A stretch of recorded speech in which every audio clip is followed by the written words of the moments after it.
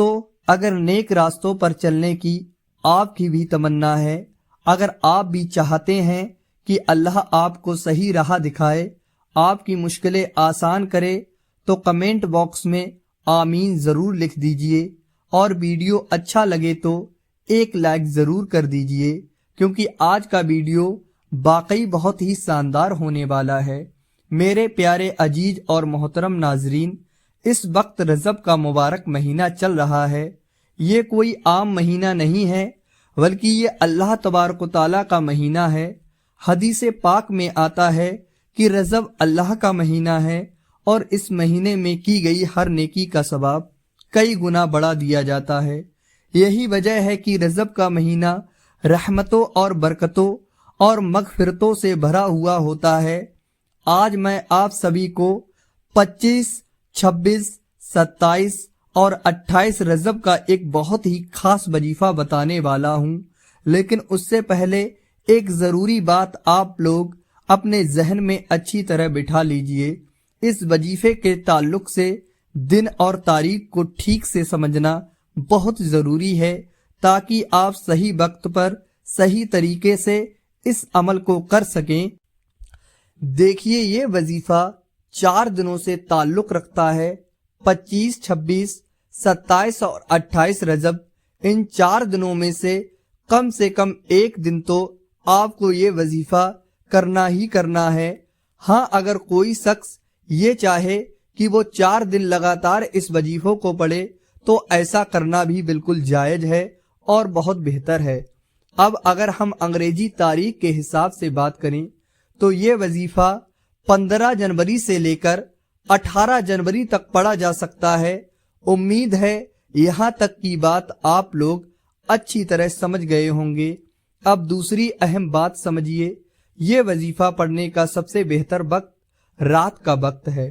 ویسے تو وظیفہ دن میں بھی پڑھا جا سکتا ہے، لیکن جو افضل اور بہتر طریقہ ہے وہی میں آپ کو بتا رہا ہوں کہ آپ اسے رات میں ہی پڑھیں، کیونکہ رات کا وقت قبولیت کا وقت ہوتا ہے، سکون کا وقت ہوتا ہے اور دعاؤں کے اثر کا وقت ہوتا ہے۔ وظیفہ پڑھنے کا طریقہ دھیان سے سنیں۔ سب سے پہلے جیسے ہر وظیفے کی شروعات ہوتی ہے، اسی طرح آپ 3 مرتبہ کوئی بھی درود پاک پڑھ لیجئے۔ کوئی بھی درود پاک پڑھ سکتے ہیں۔ درود پاک پڑھنے سے وظیفوں میں تازگی آتی ہے، دعاؤں میں اثر پیدا ہوتا ہے اور ہر دعا قبول ہونے کی راہ آسان ہو جاتی ہے۔ 3 مرتبہ درود پاک پڑھنے کے بعد آپ لوگوں کو 100 مرتبہ استغفار پڑھنا ہے۔ استغفار آپ صرف استغفر اللہ یا پھر استغفر اللہ ربی من کل ذنب واتوب الیہ یہ بھی پڑھ سکتے ہیں۔ 100 مرتبہ استغفار پڑھنے کے بعد اب ایک بہت ہی خاص دعا پڑھنی ہے۔ اس دعا کو دھیان اور یقین کے ساتھ پڑھیے۔ بسم اللہ الرحمن الرحیم، یا حیو یا قیوم برحمتک استغیث، یا حیو یا قیوم برحمتک استغیث۔ اس دعا کو 100 مرتبہ پڑھنا ہے۔ جب یہ دعا 100 مرتبہ پوری ہو جائے تو آخر میں پھر سے وہی درود پاک 3 مرتبہ پڑھ لیجئے جو آپ نے شروع میں پڑھا تھا۔ اب اس کے بعد دعا کا وقت ہوتا ہے۔ اپنے ہاتھوں کو اللہ کے سامنے اٹھائیے اور 3 مرتبہ یہ کہیے، یا ارحم الراحمین، یا ارحم الراحمین، یا ارحم الراحمین۔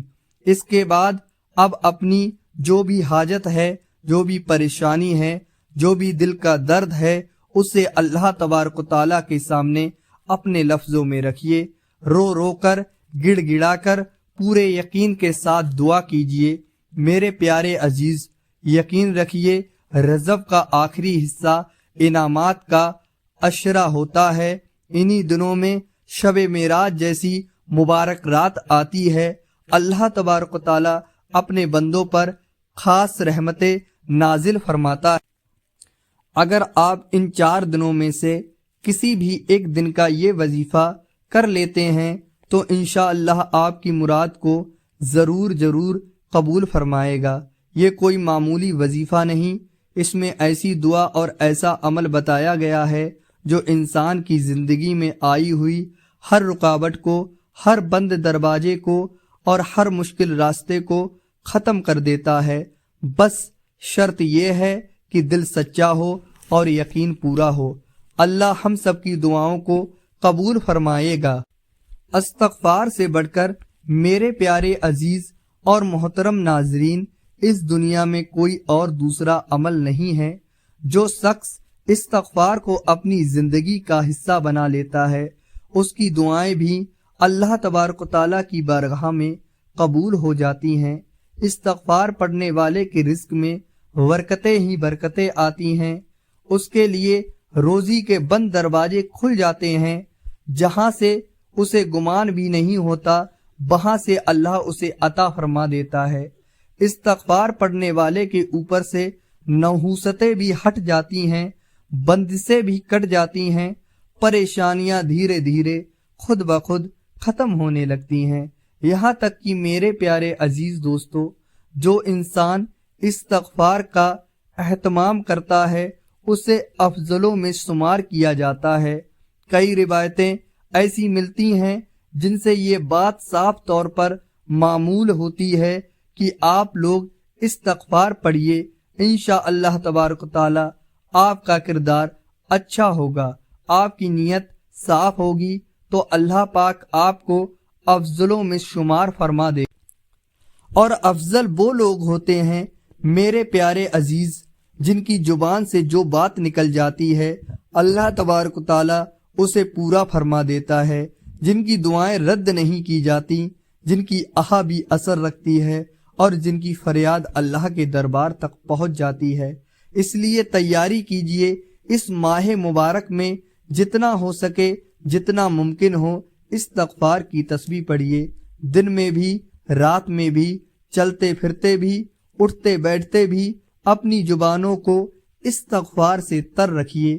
جو وظیفہ آپ کو بتایا گیا ہے اسے پڑھ کر ضرور دیکھیے، یقین جانیے انشاءاللہ ایسا ہو ہی نہیں سکتا کہ آپ کی دعائیں قبول نہ ہوں، آپ کی مرادیں پوری نہ ہوں اور آپ کی پریشانیاں دور نہ ہوں۔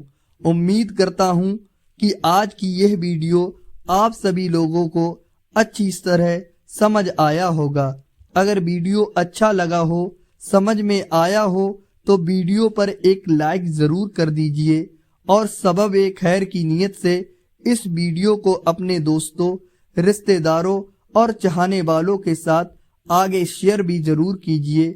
اللہ تبارک و تعالی ہم سب کو استغفار کی قدر کرنے والا بنائے، ہماری دعاؤں کو قبول فرمائے، آمین اللہم آمین۔